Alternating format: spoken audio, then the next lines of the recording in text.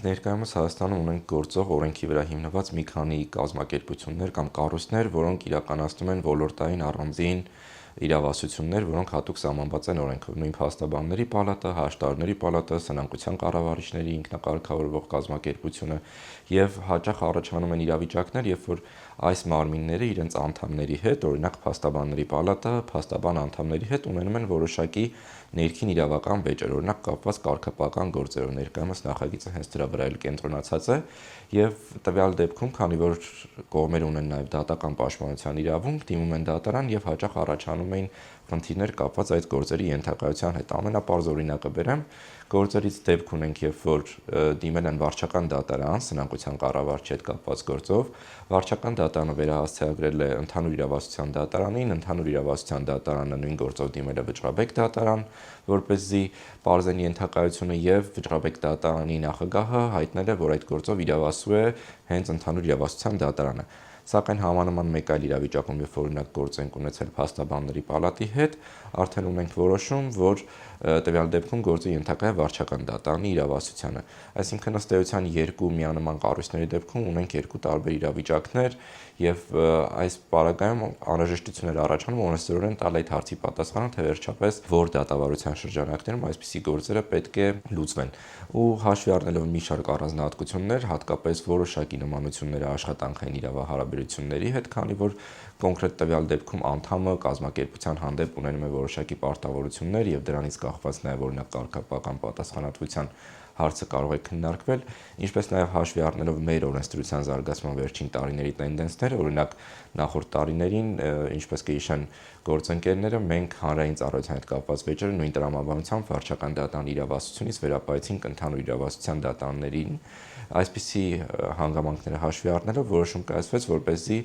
հստակ օրենքով նախատեսվի, որ նման վեճերը նույնպես պետք է ենթակա լինեն ընդհանուր իրավասության դատարանների իրավասությանը եւ նաեւ այստեղ հաշվի ենք առել ոլորտային առանձնահատկությունները, դրանով պայմանավորված նաեւ նախատեսել ենք հենց հատուկ վարույթի շրջանակներում, որպեսզի հնարավոր լինի կարգավորել առանձնահատկությունները, այդ թվում որոշակի, այսպես ասած, ex officio-ի տար ենք փորձել նախատեսել, որպեսզի դատարանը մի փոքր ավելի ակտիվ դերակատարում ունենա նման գործերով, քան ունենում է սովորական քաղաքացիական գործերի շրջանակում։ Իրականում նախագիծը հենց միտված է այդ հավասարակշռությունը ապահովելուն, որովհետև խնդիրը ինչից է գալիս, որ մենք ներկայումս բախվում ենք այնպիսի դեպքերի, երբ որ հանրային պաշտպանի ծառայություններից օգտվում են այնպիսի անձիկ, ովքեր իրականում չունեն նման ծառայություններից օգտվելու կարիք կամ անհրաժեշտություն։ Արդյունքում ինչ է տեղի ունենում, որ տուժում են այն քաղաքացիները, որոնք իրականում ունեն հանրային պաշտպանի ծառայություններից օգտվելու կարիքը եւ անհրաժեշտությունը, քանի որ գիտեք, մենք ներկայումս մի քանի տասնյակ հանրային պաշտպաններով ապահովում ենք տասնյակ հազարավոր գործերի պատշաճ իրականացումը եւ սա բնականաբար շատ մեծ բեռ է հենց հանրային պաշտպանների վրա եւ որոշակիորեն խաթարում է այն անձանց արդար դատաքննության իրավունքի կամ դատական պաշտպանության իրավունքի արդյունավետ իրացումը, ովքեր որ ունեն դրա կարիքը։ Այս գործիքակազմով մենք նախատեսում ենք հավասարակշռություն մտցնել, ընդ որում բավականին շատ լիազորությունները վերապահելով հենց հանրային պաշտպանի գրասենյակի ղեկավարին, որպեսզի հնարավոր լինի այդ փուլում ճիշտ ընտրություն կամ որոշում կատարելու միջոցով ապահովել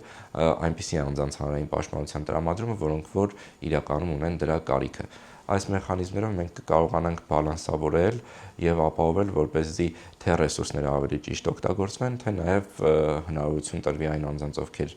ունեն կարիքը ստանալ հանրային պաշտպանի ծառայությունները։ Կարծում եմ, սա բխում է հենց փաստաբանների իրավունքների պաշտպանությունից, ովքեր որ ներգրավում են կարգապահական վարույթի գործերով, որովհետեւ հնարավոր են դեպքեր, երբ որ օրինակ անձը մասնագիտության փոփոխություն է իրականացնում, անցնում է հանրային ծառայության կամ որևէ այլ ոլորտում, ինչու ոչ օրինակ ներգրավում է վարժական հավաքների կամ այլն, եւ նման դեպքերում, երբ որ գործը քննվում է առանց իր մասնակցության, դա կարող է բնականաբար խնդիրներ առաջացնել, ընդ որում այս կարգավորումը պետք է նշեմ, որ նոր չէ, այն նախկինում նախատեսված է եղել փաստաբանների պալատի ներքին իրավական ակտերով, ներկայումս ուղղակի այդ կարգավորումները բերում են արդեն օրենքի մակարդակ, որպեսզի ավելի բարձր իրավաբանական ուժ ունեցող ակտի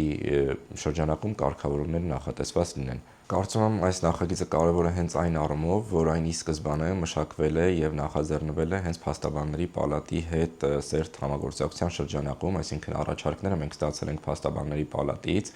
ընդ որում նաև նախագծային որոշակի կարգավորումները մշակված տեսքով ստացել ենք փաստաբանների պալատից եւ պալատի մեր գործընկերների հետ համատեղ աշխատանքի արդյունքում վերջնականացնելով արդեն ներկայացրել ենք հանրային քննարկման նախագծերը եւ ներկայումս նույնպես բնականաբար նրանց հետ համատեղ շարունակում ենք այդ աշխատանքները, այսինքն սա բավականին ներառական նախագիծ է, որի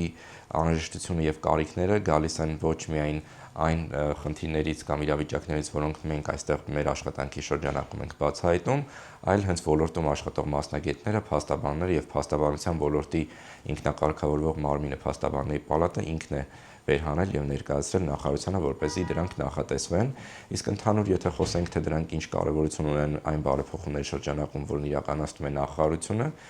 մեր մոտ դատական եւ իրավական բարեփոխումների ռազմավարությամբ հստակ ամրագրված է փաստաբանության ոլորտի զարգացման, դրա շրջանակում նաև անվճար իրավաբանական օգնության կամ անհատույց իրավաբանական օգնության տրամադրման կառուցակարգերի զարգացումը եւ հենց այս համատեքստում սա կարծում եմ տրամաբանական շարունակությունն է դեռևս 2022 թվականից կատարված օրենսդրական փոփոխությունների, որոնք իրենց արդեն պրակտիկ կիրառման արդյունքում որոշակի խնդիրներ լուծելով նաև վեր են հանել որոշակի լավարկման այլ շրջանակներ եւ այս նախագիծը անդրադարձ է կատարում հենց դրանց։